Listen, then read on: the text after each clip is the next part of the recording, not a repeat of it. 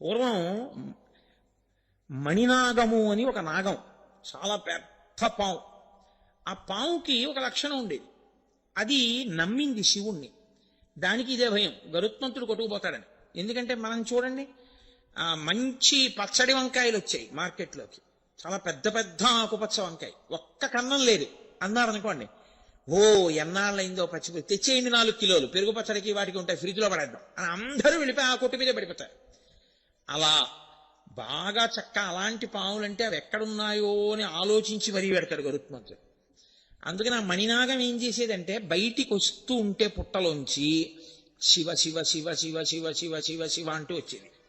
అది శివనామం చెప్తూ తిరిగి శివనామం చెప్తూ ఆహారం తీసుకుని శివనామం చెప్తూ పుట్టలోకి వెళ్ళిపోయేది. అది ఒక రోజున శివనామం చెప్తూ వెళ్ళిపోతోంది.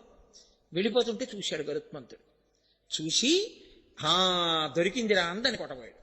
అది నిర్భయంగా పాకుతూ శివ శివ శివ శివ అంటూ వెళ్ళిపోతుంది. పరమేశ్వరుడు, ఆయనకి తెలియందే ఉండండి, ఆయన సర్వజ్ఞ, ఆయనకు అన్నీ తెలిసి ఎక్కడేం జరుగుతుందో. ఎప్పుడూ నా పేరు చెప్పే అలవాటు ఉన్నటువంటి మణినాగాన్ని గరుత్మంతుడు కొట్టబోతున్నాడు. ఆయన వెంటనే నందీశ్వరుణ్ణి పిలిచి అన్నాడు, వెళ్ళి రక్షించన్నాడు. నంది ఒకడు, శివుడు ఒకడు కాడు, అందుకే వాళ్ళ మధ్యలోకి వెళ్ళాం.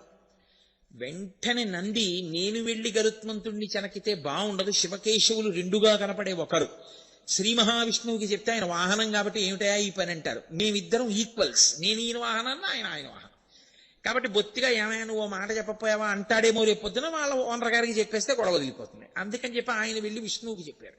శివాజ్ఞ, మణినాగాన్ని రక్షించమంటున్నారు, గరుత్మంతుడు తరుగుతున్నాడు. ఆయన వెంటనే గరుత్మంతుడిని పిలిచి వెనక్కిరా అంట. అంటే మంచి కోపంతో తరుగుతున్నాడు కదండి, ఇది నా ఆహారం, ఆహారాన్ని దూరం చేయకూడదు అంటూ తరిమేడు. ఆహా, నేను పిలిచినా రామే, నీ శక్తి క్షీణించుగాక అన్నారు విష్ణువు. పడిపోయింది కింద గరుత్మంతుడు. మణినాగం నిర్భయంగా శివ శివ శివ శివ అంటూ వెళ్ళి దాని ఆహారం తీసుకుని ఆయన పక్క నుంచే వెళ్ళిపోయి పుట్టలోకి వెళ్ళిపోయింది. అప్పుడు ఆయన ఆలోచించాడు, అరేరే, నేను ఇలా అయిపోవడానికి కారణం ఈ మణినాగాన్ని తరిమాను. శ్రీ మహావిష్ణువు కబురు చేశారు, నేను వినలేదని అప్పుడు క్షమార్పణ చెప్పి ప్రార్థన చేశాడు. విష్ణువు శక్తినిచ్చారు.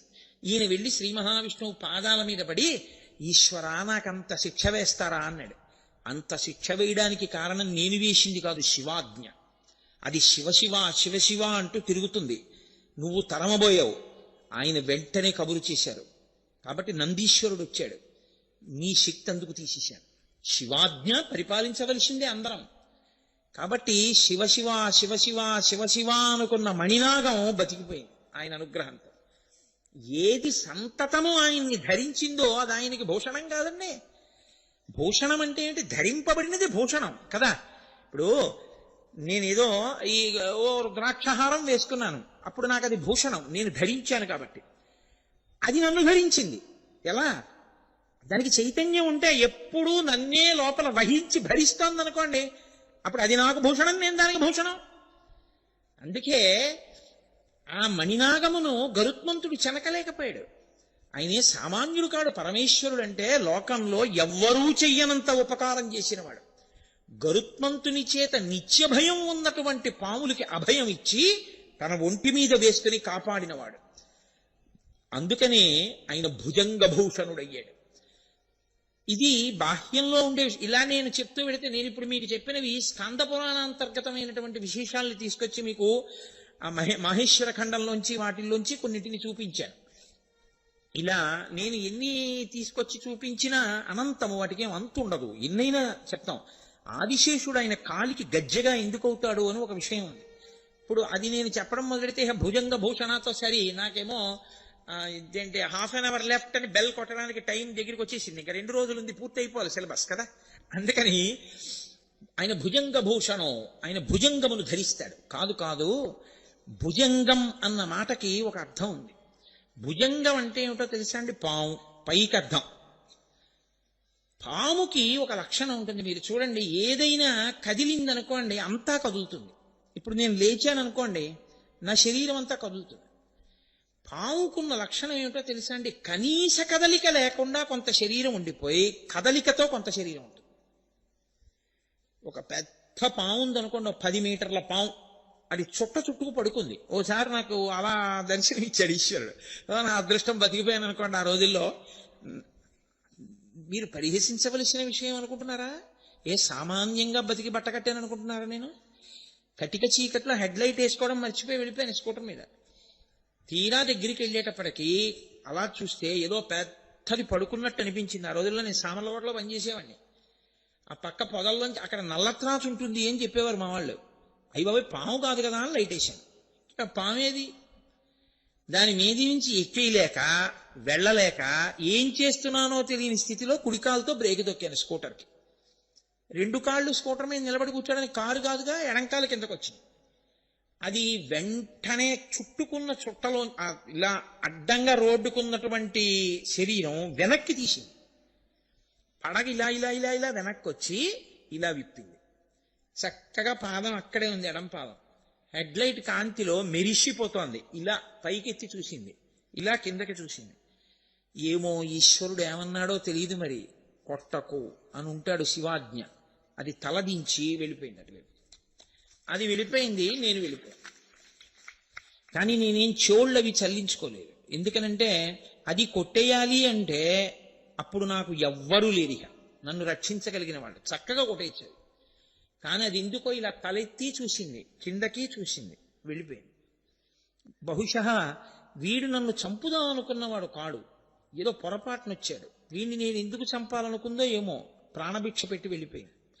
ఈశ్వరుడు వీడేదో శివాలయ పునర్నిర్మాణంలో 30 రోజులు ఉపన్యాసాలు అవి చెప్పవలసిన అవసరాలు కొన్ని ఉన్నాయనుకున్నాడో ఏమో ఉంచేశాడు. కాబట్టి ఆనాడు అది కరవలేదు. కాబట్టి అది ఏం చేస్తుందంటే ఓ చుట్ట చుట్టుకుని పడుకుందనుకోండి, ముందు దాని తలొకటే కదులుతుంది. తలొక్కటి కదిలి వెడుతుంటే మిగిలిన చుట్ట అలాగే ఉంటుంది. చుట్టంతా ఏం కదిలిపోతుంది దానికి. ఏదో పులి పరిగెడితే లేచిపోయినట్టు, ఏనుగు పరిగెడితే ఒళ్ళు లేచిపోయినట్టు లేచిపోద్ది దానికి. మిగిలిన చుట్ట అలాగే ఉంటుంది. కొంత భాగాన్ని బయటికి వస్తుంది. ఆ తర్వాత అది వెళ్ళిపోదాము అనుకుంటే మాత్రం అలా కదిలి కదిలి కదిలి కదిలి కదిలి కదిలి వెళ్ళిపోయిన తర్వాత చిట్ట చివర తోక భాగం కదిలి వెళ్ళిపోతుంది. ఆ చుట్ట అలా విప్పుకుంటుంది, విప్పుకుని విప్పుకుని విప్పుకుని విప్పుకుని కదులుతుంది. అప్పుడు మొత్తం పాము కదులుతుంది. లేకపోతే ఒక్కొక్కసారి అక్కడ వరకే వెళ్ళి మళ్ళీ వెనక్కి వచ్చి ఇచ్చేది. చుట్టంతా కదలదు. అది కాలము యొక్క స్వరూపం. కాలము భూత భవిష్యత్ వర్తమాన అని 3 కింద కదిలిపోతుంటుంది. చుట్టొక్కటి చుట్టుకు పడుకుంటుంది పావులాగే. అది భూతకాలముగా తినేస్తుంది కొన్నింటిని. గడిచిపోయిన కాలంలో మా నాన్నగారు, మా అమ్మగారు, మా తాతగారు, మా అక్కయ్య గారు అందరూ పడిపోయారు. భవిష్యత్, ఆ భవిష్యత్తులో కూడా తింటుంది, వర్తమానమునందు తింటూ ఉంటుంది.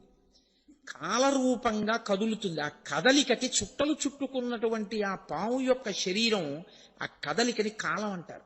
కాలమునకున్న లక్షణం ఏమిటంటే పాపపుణ్య ఫలితములనిచ్చుట, శరీరములనన్నిటినీ పడగొట్టివేయుట. అన్నీ కాలంలో పడిపోతాయి. అటువంటి కాలమునకు అందరూ పడిపోతే కాలమునకు, కాలునికి, కామమునకు లొంగక కాలుణ్ణి కాముణ్ణి కూడా నియంత్రించిన వాడెవడో వాడు భర్గ. అందుకని ఆయనకు అది ఆభరణం. అది ఆయన చెవి పక్కన ఇలా పడగ విప్పుంటుంది, కానీ ఆయన ఇలా నిర్భయుడై ఉంటాడు. ఎందుకని అంటే ఆయన ఆ కాలుణ్ణి ఇటు కాముణ్ణి వశం చేసుకున్నవాడు. ఇది చెప్పడానికి ఆయన భుజంగ భూషణ కాదు. భుజంగం అన్న మాట ఎందుకు వాడారో తెలుసా అండి?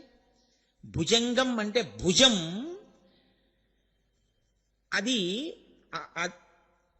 వక్రయత, ఒకలా కాకుండా ఎప్పుడూ కూడా చలతీతి ఇది భుజంగ. వంకరటింకర్లగా నడిచేటటువంటి అలవాటు దేనికుందో దానికి భుజంగం అని పేరు. పాముకి నిలువుగా వెళ్ళడం ఎప్పుడూ రాదు. పాము ఎప్పుడు ఇలా వంకరటింకరగానే వెడుతుంది. వంకరటింకరగా వెళ్ళే అలవాటు తనంత తాను ఉండిపోయింది ఏదో తెలుసా అండి? ఇంద్రియములతో కూడిన మనసు. ఇంద్రియాలు, మనసు తనంత తాను ఇప్పుడు కూడా లేస్తూనే సుప్రభాతం చేసుకుందాం, చక్కగా పూజ చేసుకుందాం, ఈ లోకాన్నంతటినీ మన కుటుంబంలా చూసుకుందాం, ఎవరి డబ్బు గురించి మనం ఆశపడద్దు, ఈశ్వరుడికి నైవేద్యం పెట్టి తిందాం, సూర్యోదయానికి లేచిపోదాం అలా అంటుంది ఏమిటి? అలా ఏమందో. మనసు ఇంద్రియములు ఎప్పుడు వంకరటింకరగా తిరుగుతాయి. కుటిలం చరతీతి ఇది భుజంగ. భుజం కుటిలంచరతీతి. కుటిలం అంటే వంకర టింకరగా తిరుగుతుంది. ఈ వంకర టింకర తిరుగుడంతా దేనివల్ల అలవాటైందంటే ఈ ఇంద్రియములతో సుఖములను అనుభవించడానికి అలవాటు పడి ఈ మనసు ఎప్పుడు వంకర టింకర తిరుగుడే తిరుగుతుంది తప్ప తిన్ననైనటువంటి నడక దీనికి రాదు. ఇలా తిన్ననైన నడక రానటువంటి మనసుని ఈశ్వరుడి దగ్గర పెట్టేస్తే ఆయన దాన్ని భూషణ మెడలో వేసుకుంటాడు. ఆ మనసుని ఆయన స్వీకరించి ఆయనే శరణాగతి చేసిన వాడి మనసుని నడిపించగలిగినటువంటి బాధ్యతని తాను స్వీకరించి మిమ్మల్ని తనకి ఆభరణంగా ఆయన స్వీకరించేస్తాడు. అందుకని ఆయన భుజంగ భూషణ. ఏమండి, మరి మేము గతంలో చేసిన పాపాలు మీరు ఒక్కటే జ్ఞాపకం పెట్టుకోండి. మీకు ఒక్కసారి భగవద్భక్తి కలిగి ఆర్తి కలిగిన తరువాత ఎలుగెత్తి త్రికరణ శుద్ధిగా మీరు పిలవడం మొదలుపెట్టిన తరువాత కూడా మిమ్మల్ని క్షమించి ఉదారుడై మిమ్మల్ని ఉద్ధరించి మీకు పలకకపోతే మీరు ప్రార్థన, పశ్చాత్తాపము, ప్రాయశ్చిత్తము ఈ మాటలకి వాంగ్మయంలో చోటు ఉండదు. ఇక ప్రార్థన అసలు నేను ఎందుకు చెయ్యాలి? నేనేదో పాపం చేశాను, ఏమీ కుదరదు, ఇప్పుడు నేను మారానంటే కుదరదు, అవి అనుభవించు అని ఈశ్వరుడు అన్నాడు అనుకోండి. అప్పుడు నేను ఇంకిప్పుడు మారడానికి అసలు ఎందుకు సాధన చేయడం, ఎందుకు ఇప్పుడు ప్రయత్నం చేయడం? నేను ఎలాగో నేను చేసినవన్నీ అనుభవించాలి, ఇప్పుడు చేసినవి ఎప్పుడో అనుభవంలోకి వస్తాయి. కాబట్టి ఆయన ఏం ఉపకారం చేస్తాడు? ఆయన ఏమీ చేయడు. మీరు ఏ కర్మలు చేశారో ఆ కర్మలు ఈశ్వరుడి కన్నా గొప్పవి కూర్చున్నాయి. అవునా కదా? మీరు కొంచెం జాగ్రత్తగా ఆలోచించండి. నేను గోదానం చేశాను, ఆయన ఫలితం ఇస్తాడు. నేనేదో ఎవరినో బాధ పెట్టాను, దానికి ఫలితం ఇస్తాడు. నేను బాధ పెట్టినటువంటి పాపాన్ని తీయలేడు, నేను గోదానం చేసిన పుణ్యాన్ని ఆయన తీసేయలేడు. ఇప్పుడు కర్మ గొప్పదా, ఈశ్వరుడు గొప్పవాడా? కర్మ గొప్పది. అప్పుడు ఈశ్వరుడి స్థితి ఏమిటి? అది కాదు సనాతన ధర్మంలో. నీకొకసారి పశ్చాత్తాపం కలిగి త్రికరణ శుద్ధిగా మీరు ఈశ్వరుణ్ణి ప్రార్థిస్తే అది ఘృతరీతి ఘనీభూతం దయాళువై పాపమునకు ఇవ్వవలసిన భయంకరమైన ఫలితాన్ని బాగా తగ్గించేసి ఇచ్చేస్తాడు. అంత తగ్గించి ఇవ్వగలిగినటువంటి కృపకి, ఆ స్థితికి మహానుభావుణ్ణి ఇప్పటికైనా మారి మనం ఆయన పాదాలు పట్టుకుందాం అనుకుంటాం. పుణ్యాన్ని ఎందుకు తీసేయడం? అది ఉన్నా కూడా మీరు అనుభవించడానికి శరీరంలోకి రావాలి. కాబట్టి ఇప్పుడు పుణ్యము లేదు, పాపము లేదు, అనుభవించడానికి ఏమీ లేకపోతే రావడం ఎందుకు? ఎత్తి మెళ్ళబడేసుకుంటాడు. ఇంత పాపపు నడవడి కలిగిన వాడిని ఆయనకు ఆభరణం అయిపోయాడంటే, ఒకప్పుడు పాపపు నడవడి, ఇప్పుడు ఆయన మెళ్ళలో ఉంటే ఆరాధనీయము. అది ఆ వాసుకి మీకు అనుగ్రహ ప్రదాత అయిపోతాడంతే జీవుడు, ఆ స్థితిని పొందేస్తాడు. ఇది చెప్పడానికి ఆయన భుజంగభూషణ. భక్తి అన్న మాటకు అర్థం ఏంటి? వేదం చెప్పింది చేస్తే కదా భక్తి. అప్పుడు భక్తి లేని స్థితి, భక్తి ఉన్న స్థితి. అది మెట్ట వేదాంతం అంటారు, అర్థం లేని వాదం, అది పిడివాదం. కాబట్టి ఆ స్థితిలో ఎవడు నిలబడతాడో వాడికి ఆ కర్మలు మళ్ళీ ఇంకా ఫలితాన్ని ఇవ్వడము అనేటటువంటిది ఉండదు. ఆయన ఖాతాలో ఆఖరికి వెళ్ళేటప్పటికి ఈశ్వరుడు ఏం చేస్తాడంటే కుడి చేతి వైపు పేజీ మీద ఇలా కొట్టేస్తాడు. ఏం లేదు, పాపం తీసేశాను, పుణ్యం తీసేశాను. పుణ్యం లేదు, పాపం లేదు, అనుభవించడానికి ఏం లేదు. కాబట్టి ఏం చేస్తాడు? నవ్వుతూ వెళ్ళిపోయే స్థితి ఇచ్చేస్తాడు. నవ్వుతూ వెళ్ళిపోయాడు కదా, రావక్కర్లేదు, తన మెడలో పడేసుకుంటాడు. అది పాము అని మీరు అనుకుంటున్నారు, కానీ ఇప్పుడు అది భుజంగ భూషణ, తన మెడలో వేసుకుంటాడు. ఇది ఆయన ఇవ్వగలడు కాబట్టి ఇమ్మని ప్రార్థించారు. నేనేమీ చెయ్యలేదని చెప్తున్నాను, నన్ను అనుగ్రహించన్నారు కొంతమంది. శ్రీశైలేషు భజింతునో యభవ కాంచీనాథు సేవింతునో కాశీవల్లభు కల్వబోతున మహాకాళేషు పూజింతునో నా శీలం అణువైన మేరువణుచున్ రక్షింపవే నీ కృపాశ్రీ శృంగార విలాసహాసముల చేసి కాళహస్తీశ్వర అంటాడు ధూర్జటి. కాబట్టి భుజంగభూషణ అంటే కుటిలముగా వంకర టింకర్లగా తిరిగేటటువంటి అలవాటు ఉండిపోయినటువంటి స్థితి నుంచి ఉద్ధరించగలిగిన వాడు. అంటే మనసు కోర్కెతో వెంపర్లాడకుండా చేయగలిగినటువంటి స్థితి ఉన్నవాడు. అయితే మీరు నాతో ఒక మాట అనొచ్చు, అయితే ఏమండి భాగవత సప్తాహం చేద్దామని ఉంది, ఆ కోరిక కూడా మాకు పుట్టకూడదా? మరి అది కూడా కోరికేగా, మరి ఆ కోరిక తీర్చుకుంటే మళ్ళీ ఇంకోసారి సప్తాహం చేద్దాం అనిపిస్తే తప్పేమో? మీరు ఎప్పుడూ ఒకటి గుర్తుపెట్టుకోండి, వెంకటేశ్వర స్వామి వారి ముందు నిలబడి ఇద్దరు నమస్కారం చేశారు. ఒక ఆయన అన్నాడు, ఈశ్వర నా కొడుక్కి మంచి ఉద్యోగం వచ్చేటట్టు చూడు. ఇప్పుడు ఆయన కామిత భక్తుడు, ఆయనకి కామ్యముతో నమస్కరించినాడు. ఇంకొక ఆయన అన్నాడు, ఈశ్వర మా ఊళ్ళో వెంకటేశ్వర వైభవం చేద్దాం అనుకుంటున్నాం, నిర్విఘ్నంగా వెంకటేశ్వర వైభవం యొక్క ప్రయోజనం అందరికీ అందేటట్లుగా చూడు అన్నాడు. ఇద్దరూ కోరికలు కోరిన వాళ్ళేనా? కాదు. శాస్త్రంలో ఎవడు కేవలము ఈశ్వర భక్తిని మాత్రమే కోరాడో వాడు కోరనివాడు. ఈశ్వర భక్తి వినా ఈ లోకమునందు పనికొచ్చేవి మాత్రమే కోరినవాడి.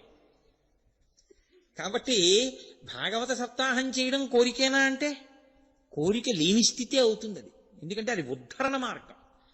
మీరు ఒక్కటే గుర్తుపెట్టుకోవాలి, తాడే ఇలా తిప్పేశారు, కట్టేశారు, ఇలా తిప్పేశారు, విప్పేశారు, అప్పుడు తాటిని తిప్పారు, ఇప్పుడు తాటిని తిప్పారు. కానీ ఒకసారి తిప్పితే కట్టుకుంది, ఒకసారి తిప్పితే విప్పుకుంది.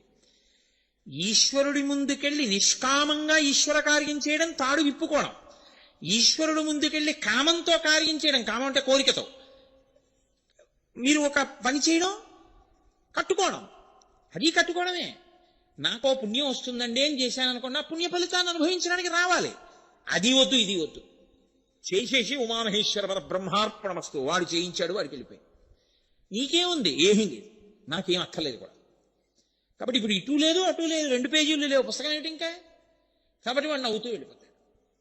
కాబట్టి చేసిన కర్మని ఈశ్వరునికి ధారపోసి బ్రతుకుట త్రికరణ శుద్ధిగా. నీకు ఫలితం ఈశ్వరుడే. ఇలా చేసిన వాడు ఎవడుంటాడో వాడిని ఈశ్వరుడే పొదివి పట్టుకుని ఉంటాడు. ఇంకంతకన్నా ఏం కావాలి నీకు? ఈశ్వరుడే కాపాడుతుంటాడు. అది అచంచల భక్తి. అటువంటి స్థితిని పొందుట కొరకు ఆ మార్గమును దిద్దగలిగిన వాడెవరో వాడికి భుజంగభూషణుడని పేరు. ఎన్ని అర్థాలు వస్తున్నాయి చూడండి. నామం ఒకటే, కానీ ఆ ఒక్క నామంతో ఎన్నిటినో ప్రతిపాదన చేస్తారు. లోకంలో అవతల వాణ్ణి పడగొట్టడానికి ఎన్నో సాధనములు ఉంటాయి. దృష్టి దగ్గర నుంచి, దృష్టి కూడా పడగొట్టడానికి సాధనం తెలుసా అండి. చూడకూడని రీతిలో అసూయతో అదే పనిగా చూస్తే అవతలి వారిలో ఉండే తేజస్సు క్షీణిస్తుంది. నేను అలా క్షీణించకుండా కొన్ని జాగ్రత్తలు తీసుకుంటూ ఉంటారు. అప్పుడు ఆ దృష్టి నుంచి ఇది విరిగిపోతుంటుంది. అలా విరగగొట్టగలిగినది ఎలా ఉంటుందో అలా అది శివం. ఈశ్వరుని పడగొట్టడానికి మీకు ఏ సాధనములు ఉండవు లోకంలో. మీకు బాహ్యంలో ఎవరినైనా పడగొట్టడానికి ఏవైనా ఉంటాయేమో, కానీ లోకంలో ఈశ్వరుణ్ణి పడగొట్టడానికి మాత్రం ఏదీ లేదు. అందుకే సనాతన ధర్మంలో ఈశ్వరుడే చచ్చిపోవడం అనేది ఎప్పుడూ ఉండదు. భగవంతుడే భక్తుల చేతిలో చనిపోవుట, ఆ మాట అసలు ఉండదు ఆయన దగ్గర. రాక్షసుల చేతిలోనో భక్తుల చేతిలోనో ఆయనే చచ్చిపోతే ఇంకేమిటి ధర్మం ఎక్కడి నుంచి వస్తుంది? కాబట్టి ఈశ్వరుడే అచ్యుతుడై ఉంటాడు, ఆయన్ని పడగొట్టలేరు. ఏ సాధనము చేత పడరు. బాహ్యంలో అయితే ఆయన సృష్టించాడు, ఆయన మంత్రం ఆయన మీద వేస్తే అప్పుడు ఆయన మంత్రం పని చేయకపోతే ఆయనే పని చేయనట్టు అయింది. అప్పుడు ఆయన మంత్రానికి ఆయన పడిపోడా? ఈ ఆలోచన ఒకటి వచ్చింది ఒకప్పుడు, తెలుసా అండి. అందుకే తత్వ విచారణ చెయ్యాలి మీరు ఎప్పుడు. దారుకావనంలో పరమేశ్వరుడు వెళ్ళిపోతున్నాడు, ఆయనకి నిస్సంగుడు. ఆయన అందం వాళ్ళ భార్యని పాడు చేస్తుందేమో అని ఋషులు అనుకున్నారు. ఎప్పుడూ వైక్లభ్యము లేని జ్ఞానం ఉండడం అంటే చాలా కష్టం. ఋషులకు కూడా భ్రంశం అవుతుంటుంది అప్పుడప్పుడు. ఏమీ తెలియని వాళ్ళల్లా ఉండేవాళ్ళు ఎవరంటే, అమాయకుల్లా ఉండేవాళ్ళు ఎవరో వాళ్ళకే నిశ్చల భక్తి ఉంటుంది. అన్నీ తెలిసిన వాడికి అమావాస్య మరణం, ఏమీ తెలియని వాడికి ఏకాదశి మరణం అంటారు. అందుకే భాగవతంలో కూడా ఇలాంటి ఘట్టం ఉంటుంది. ఋషిపత్నులు కృష్ణుడికి అన్నం తెచ్చి పెట్టుట అని. కంసుడికి భయపడి ఋషులు తేలేదు, ఋషిపత్నులు తీసుకొచ్చి పెట్టారు. పెడితే మోక్షం పొందారు వాళ్ళు. అలాగే దారుకావనంలో పరమశివుడు వెడుతుంటే ఋషిపత్నులు ఆయన వెంట వెళ్ళారు. ఋషులకు ఆగ్రహం వచ్చింది, అదేమిటి ఈయన మా పత్నులు ఆయన వెంట వెడుతున్నారు.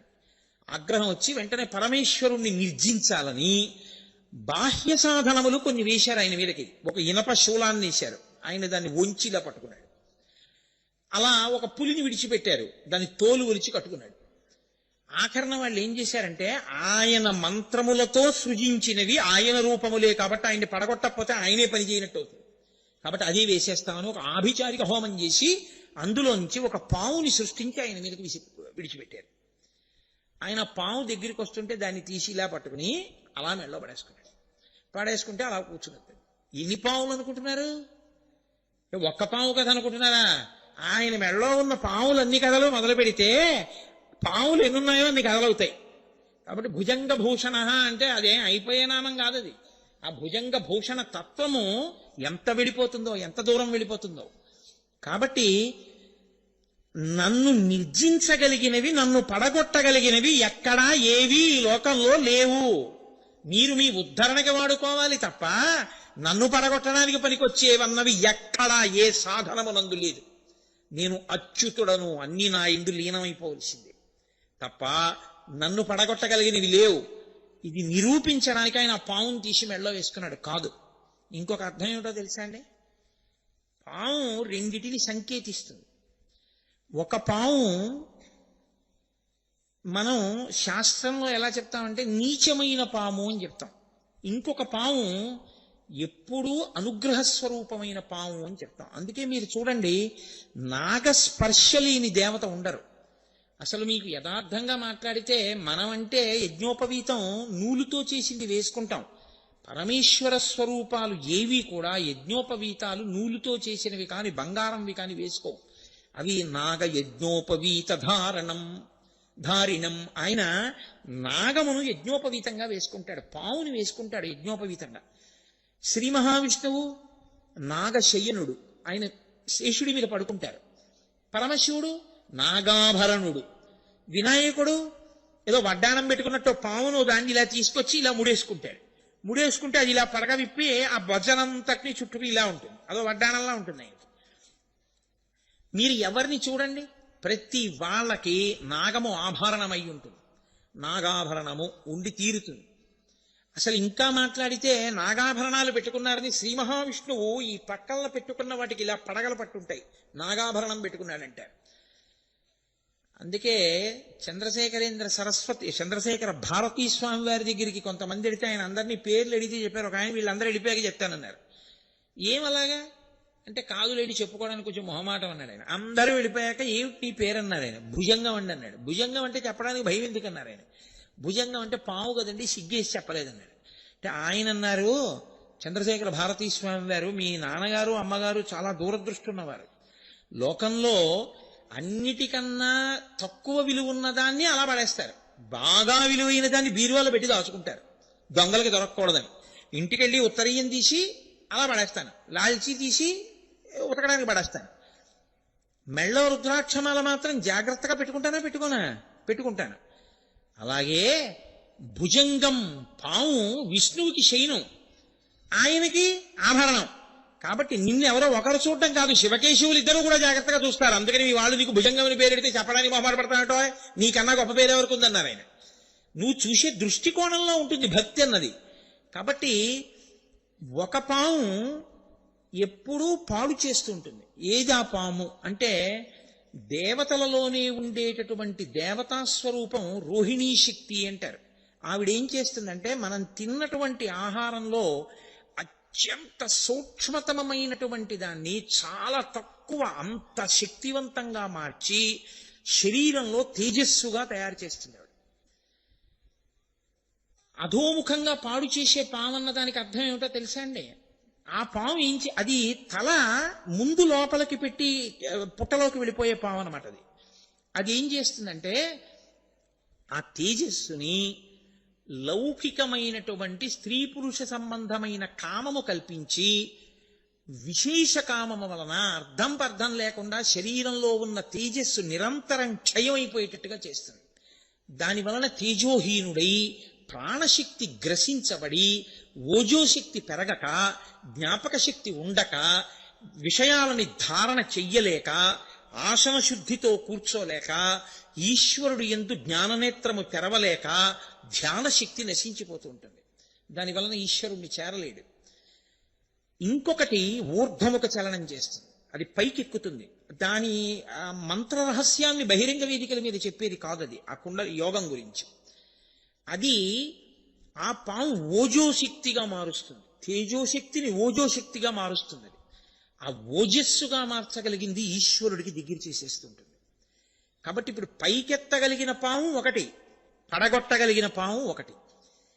ఈశ్వరుడు కింద పడిన దాన్ని ఎత్తి పైనేసుకున్నాడు. అంటే పాడైపోతున్న నువ్వు నీ ఇంద్రియములను నువ్వు అదుపు చేసుకోలేకపోతే ఈశ్వరుడు యొక్క పాదములు పట్టుకుని ప్రార్థన చేస్తే శ్రీశర్వాణి నిజంకమందునగుచుంజెన్నొందలంబోదరుండీశా దక్షిణ శక్తి దేహమున తానింపారియుండంగ రాత్రీషుండుత్తమ దేహములందు వెలుగుల్ రంజిల్లగా నొప్పునో కాశీనాథయ సంగవేడతను నా కామ్యార్థముల్ వేట్కతో అని నువ్వు పరమేశ్వరుణ్ణి ప్రార్థన చేస్తే ఆయన ఎత్తి మెడలో వేసుకుంటాడు. మెడలో వేసుకుంటే అప్పుడు నువ్వు సంతోషంగా పైన పడగ విప్పి నిలబడగలుగుతావు. ఈ తేజోశక్తిని ఓజోశక్తిగా మార్చగలిగినటువంటి స్థితిని ఇయ్యగలవాడను నేను అని చెప్పడానికి ఆయన భుజంగభూషణుడై ఉంటాడు. ఇన్నిటిని చెప్పడం భుజంగభూషణ అన్న మాట వెనక ఉండేటటువంటి నామం వెనక ఉండేటటువంటి రహస్యం. ఈ భుజంగభూషణుడైన వాడు సరే అక్కడ వరకు వినండి చాలు, మీరు ప్రాజ్ఞులు, మీకు ఎన్నో తెలుసు, నేనేదో చెప్తానంతే. కాబట్టి ఆ భుజంగభూషణుడు రుద్రుడు. రుద్రుడు అన్న మాట చాలా జాగ్రత్తగా మీరు అర్థం చేసుకోవాలి. ఎందుకంటే యజుర్వేదంలో అసలు ఆ అధ్యాయానికి పేరే రుద్రాధ్యాయము. రుద్రాధ్యాయము అని పేరు. ఆ అభిషేక మంత్రాలకి నమ్మక చమకాలు రెండింటినీ కలిపి రుద్రాధ్యాయం అంటారు. రుద్ర అంటే చాలా మంది ఏమనుకుంటారంటే చాలా కోపం ఉన్నవాడు కాదు. రుత్ అన్న మాటకు అర్థం ఏమిటో తెలుసా అండి? ప్రతిబంధకము అని అర్థం. ఓ కమండలంలో నీళ్లు పోసుకుని మీరు ఇలా అభిషేకం చేస్తున్నారనుకోండి, ఓ చిగురుటాకు ఉండిపోయి అది కమండల ద్వారం దగ్గర అడ్డుగా పడిపోయింది అనుకోండి, ఇంకా నీళ్లు వెళ్ళవు, అభిషేక ప్రక్రియకి అంతరాయం వస్తుంది. అప్పుడు మీరు ఏం చేయాలంటే నీళ్ళు ఇలా అన్నారనుకోండి, నీళ్లు వెనక్కి ఎడతాయి, చిగురుటాకు మాత్రం ద్వారానికి అలాగే మూసుకుని ఉంటుంది అంటుకుని. మళ్ళీ వీళ్ళు ఇలా అన్నారనుకోండి, మళ్ళీ నీళ్లు పడవు. ఇప్పుడు మీరు దాన్ని ఇలా అన్నారనుకోండి, నీళ్లు బయటకు వస్తాయి, చిగురుటాకు రాదు. మీరేం చేయాలి? ఆ కమండలం అలా పెట్టి లోపలికి చూసి ఒక్కసారి ఏదో నిర్మాల్యానికి ఉన్న తొడిమి తీసి ఆ తొడిమితో ఇలా అన్నారనుకోండి, అది నీటిలోకి వచ్చి తేలుతుంది. ఇప్పుడు ఆ కాడతో ఇలా పట్టుకుని పైకెత్తి ఇలా పక్కన పడేసి ఇప్పుడు అభిషేకం చేశారనుకోండి, ఉండవలసినవి ఉంటాయి, పోవలసింది పోతుంది కాదు. దాన్ని రుత్ అంటారు శాస్త్రంలో.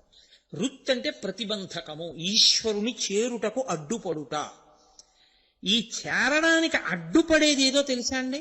అధర్మమే. మీ నడవడే అడ్డుపడిపోతుంది, ఈశ్వరుణ్ణి చేరనివ్వదు, ఈశ్వరుడికి దూరం చేసేస్తుంటుంది. నడిచాను చేస్తున్నానని ఆయన అనుకుంటాడు. ఆయన దేనికి దూరం అయిపోతాడంటే ఈశ్వరుడికి దూరంగా నడుస్తుంటాడు. ఇప్పుడు మీరు చూడండి, కారు రివర్స్ గేర్ వేసినా కూడా 80 కిలోమీటర్స్ స్పీడ్లో వెళ్తుంది తెలుసా అండి? నేను ఎందుకంటే ఒకనకొకప్పుడు ఒక ఊళ్ళో ఓ సందులోకి వెళ్ళబోయే కారులో ఓ సందులోకి వెళ్ళా. నేను వెళ్ళలేదు, ఆ డ్రైవర్ తీసుకెళ్ళాడు. అయినా నాకు తెలీదు, ఆ సందులోకి వెళ్ళిపోయాం. నిర్మానుష్యం ఆ సందు, చక్కటి సిమెంట్ రోడ్డు. అలా అది పక్కన రెండు పక్కల పెద్ద దొడ్లు గడ్డి మామూలతోటి, కాబట్టి ఇళ్ళులో ఎవరు జనం వచ్చే అవకాశం లేదు, గోడే ఉందంతే. బాగా లోపలికి వెళ్ళిపోయి ఇక్కడేనా అండి బలానా దేవాలయం అంటే వాళ్ళన్నారు కాదు, ఆ ముందు సందులోనండి, మళ్ళీ వెనక్కి వెళ్ళిపోయి అలా తిరగండి అన్నారు. అది మళ్ళీ కారు ఇలా తిప్పుకోవడానికి అవకాశం లేదు అక్కడ. అతను ఏం చేశాడంటే ఇంత దూరం కూడా వెనక్కి, నేను అప్పుడే రివర్స్ గేర్లో ఇంత స్పీడ్ వెళ్ళొచ్చు అనమాట అనుకున్నాను. ఒక 50-60 కిలోమీటర్ల వేగంతో వచ్చేసాడు వెనక్కి. వచ్చేస్తే క్షణంలో వెనక్కి వచ్చి మళ్ళీ తిరిగాడు. అలా వెనక్కి తిరగగలిగినటువంటి శక్తికి, అంత వేగంగా వెనక్కి రాగలగడాన్ని కారు ఎందే నిక్షేపింపబడిన ముందుకు వెడుతున్నాను అనుకుని రివర్స్ గేర్ వేస్తే వెనక్కి వెళ్ళడం ఎలా ఉంటుందో, నడిచినా వెనక్కి వెళ్ళిపోవడం ఎలా ఉంటుందో, అధర్మమును చేస్తూ నేనేదో చేస్తున్నాను అనుకోవడం అలాగే ఉంటుంది. ఈశ్వరుడికి దూరంగా నడిచి వెళ్ళిపోతుంటావు. దానికి రుత్ అంటారు. ప్రతిబంధకంగా అడ్డుపడిపోయింది అది. ఇప్పుడు ఈ రుత్తుని ఏం చేస్తాడంటే, తాం భక్తానాం ద్రావయతీతి ఇది రుద్ర, తాం భక్తేభ్యో ద్రావయతీతి ఇది రుద్ర. నీ అంత నువ్వు దిద్దుకోవడం చేత కాకపోయినా నువ్వు శివుడి కాళ్ళు బాగా పట్టుకుంటే ఈ ప్రతిబంధకాన్ని ఆయన తీసేస్తాడు. తీసేసి ఎటు నడవాలో నీకు నేర్పేస్తాడు. ఇది సాధారణంగా ఆయన గురుస్వరూపంగా చేస్తాడు. ఎందుకంటే బోధ జరగాలి కదా. మరి ఎలా చెయ్యాలి ఆయన? ఒకటి ప్రచోదనంతో చెయ్యాలి, రెండు గురువు ద్వారా చెయ్యాలి సమాజానికి. అందుకని ఆయనే గురువుగా తిరుగుతాడు, శివాయ గురవే నమః అని. అందుకని ఇప్పుడు రుత్ తాం భక్తేభ్యో ద్రావయతీతి ఇది రుద్ర. భక్తుల యొక్క అధర్మాన్ని పోగొట్టి ఆయన భక్తులు ఈశ్వరుణ్ణి చేరే మార్గాన్ని చూపించగలిగిన వాడై ఉంటాడు. నేను రుద్ర అంటే ఎప్పుడు చంపేసేవాడు, కోపంతో ఉండేవాడని మీరు అనుకోకూడదు. లేకపోతే రుద్రాభిషేకం ఎందుకండి? ఏ తప్పు చేయకపోయినా, ఏ కోరిక లేకపోయినా అభిషేకం నిరంతరం ఎందుకు చేస్తారు? అధర్మం అడ్డుపడిపోయి నేను చెడిపోకుండా నన్ను రక్షిస్తూ ఉండమని అభిషేకం చేస్తూ ఉంటారు. కాబట్టి ఆయన అలా కాపాడగలిగిన వాడు కాదు. వృత్యా ధర్మాన్ అవలోకయతి ప్రాపయతి ఇతివా రుద్ర. వృత్యా అంటే వాక్కు, వాక్కు చేత అవలోకయతి ప్రాపయతీతి. ఆయన మీకు బోధ చేసి ఆ బోధని మీరు ఆచరించడం వల్ల సంతృప్తి చెంది తాను మిమ్మల్ని పొందేస్తాడు, లేదా మీరు ఆయన్ని పొందే శక్తిని మీకు ఇచ్చేస్తాడు. అలా ఇవ్వగలిగిన వాడు కాబట్టి ఆయన రుద్ర కాదు. ఘోర రూపంతో ఉంటాడు ఆయన. అదే పనిగా అధర్మం చేసేవాడి పట్ల ఘోర రూపుడై పాప ఫలితాన్ని ఇస్తాడు, అప్పుడు పడగొడతాడు, అప్పుడు రుద్ర. అందుకే ఆయనదే ఘోర రూపం, ఆయనదే శివస్వరూపం. అఘోరేభ్యో దఘోరేభ్యో ఘోర ఘోరధరిభ్య సర్వేభ్య సర్వసర్వేభ్యో నమస్తేస్తు రుద్రరూపేభ్య. ఆయనే శివ, ఆయనే ఘోర రూపం, ఆయనే శివస్వరూపం. ఎలా అవుతాడు అంటే పాప ఫలితాన్ని ఆయన ఇస్తున్నప్పుడు నీలో ఒక మార్పు రావాలి. ఏదో చేసి ఉండకపోతే నాకు ఇంత దుఃఖం రాదు, ఎంత తప్పు చేస్తే ఈ దుఃఖం వచ్చిందో, కాబట్టి భరించలేను ఈ దుఃఖాన్ని అనుకుంటే నేను ఇక నుంచి తప్పులు చెయ్యవద్దు అన్న మార్పు వచ్చిందనుకోండి, అది శివానుగ్రహం.